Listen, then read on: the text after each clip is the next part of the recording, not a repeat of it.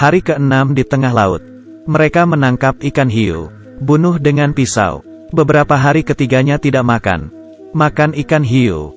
Dibelek perutnya. Dari dalam perut keluar ikan hidup yang belum dicerna. Dimasukkan ke mulut. Dan dinikmati. Tapi tidak makan habis. Menyisakan sisa daging. Karena mereka tidak tahu harus berapa lama lagi di situ. Mereka bertiga adalah tentara Amerika di Perang Dunia II. Saat mereka terbang, tidak ada bensin dan jatuh ke laut. Mereka membuka perahu karet, menyelamatkan diri, 1 perwira dan 2 prajurit. Satunya Mike. Awalnya, kedua prajurit sangat senang, tertawa, tidak tahu bahayanya. Perwira hanya terdiam. Ketiganya duduk di sisi berbeda, mengecek 360 derajat, menunggu bantuan, ujian hidup. Tidak lama, melihat di atas ada pesawat. Mereka melepas baju, melambaikan tangan minta bantuan. Tapi akhirnya, pesawat tidak mendekat. Mereka beresin barang bawaan. 2 peluru, 1 pisau, dan beberapa tali. Peralatan cukup banyak. Tidak ada air, tidak ada makanan. Air laut tidak bisa diminum. Perwira bingung. Ia menyuruh kedua prajurit untuk membuang sepatu. Jangan menambah beban di perahu karet. Malam harinya, mereka berjaga bergantian. Lihat apa ada pesawat lewat. Perwira merasa sedikit haus. Ia menyimpan urinenya, dan diminum. Esok harinya, perwira mengeluarkan sebuah aturan pesawat. Mengikuti pendaratan dan posisi angin pesawat. Mereka hanyut ke pusat Hawaii. 1900 km. Beberapa hari, tidak bisa hanya diam. Kedua prajurit ingin memancing. Mereka mengeluarkan peluru, mengambil kawat di dalam, digunting, diikat ke tali, jadi sebuah pancingan.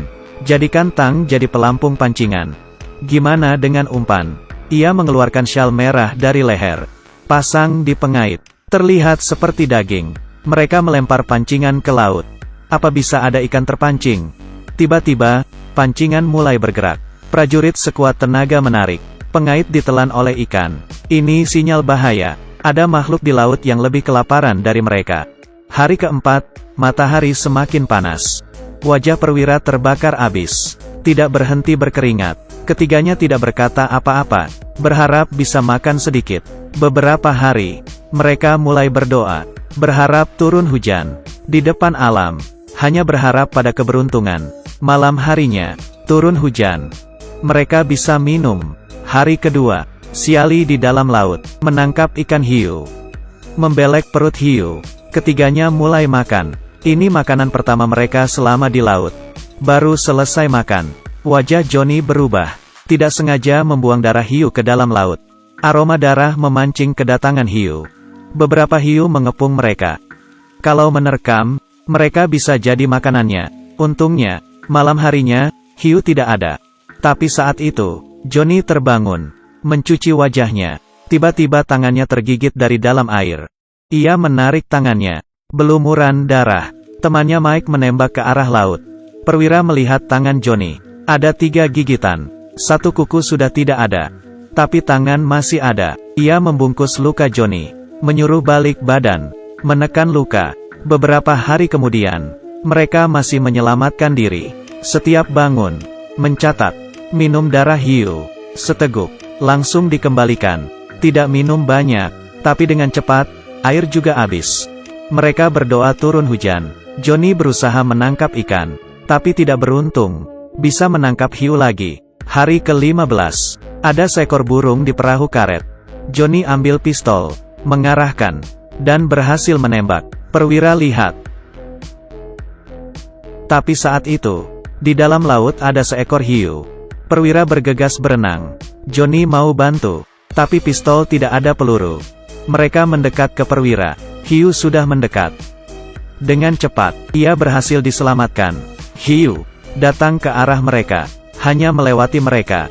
Tidak menyakiti. Mungkin, Tuhan tidak ingin mereka mati. Hari ke-12. Tubuh Johnny terbakar. Kulit wajahnya juga terkelupas. Paling putus harapan. Perwira bilang, harusnya lihat pulau di hari ke-34. Tapi ini tidak ada.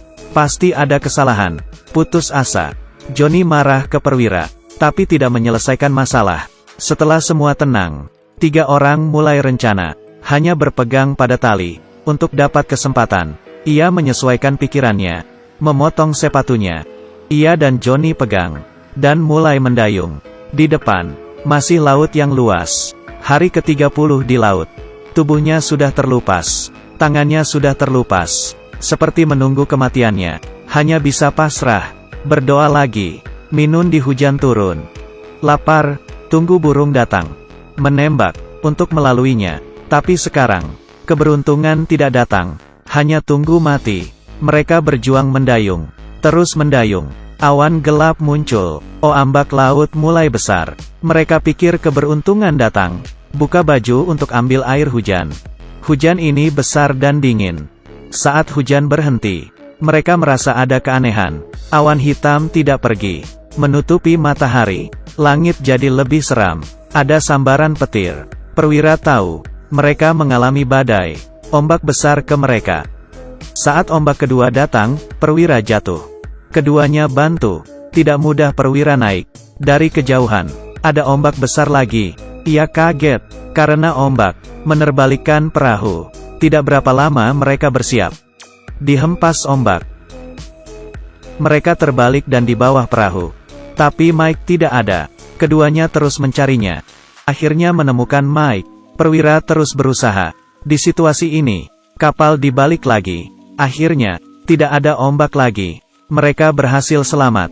Esok harinya, mereka hanya tunggu kematian. Malam itu buat mereka kehilangan tenaga. Perwira kangen istrinya. Johnny seperti melihat. Di tengah laut ada seorang wanita cantik. Ia mulai berhalusinasi. Agar bisa bertahan hidup, mereka menaruh tangan ke dalam air. Dengan putus harapan. Tidak berapa lama, Mike tidak bergerak. Tatapan kosong. Terlihat seperti sudah mati. Kaki mereka sudah kurus. Tangannya terlihat terbakar. Saat itu, perwira sudah tidak tahan. Ia mengambil air laut, dan minum. Pasrah. Tidak tahan lama. Tiba-tiba, Johnny melihat. Di depan, ada hijau-hijau. Perwira berusaha. Balik badan. Mereka mulai senang. Betul. Ada sebuah pulau. Ketiganya berpelukan.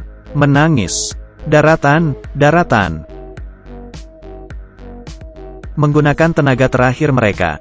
Ke arah pulau. Terakhir, ombak besar menabrak. Mereka didorong ke pulau. Saat itu, ada harapan. Terbaru. Mereka 34 hari di tengah laut. Ini cerita nyata Perang Dunia II. Saya terkejut, dan juga terharu. Mereka menghadapi kematian dan keberanian.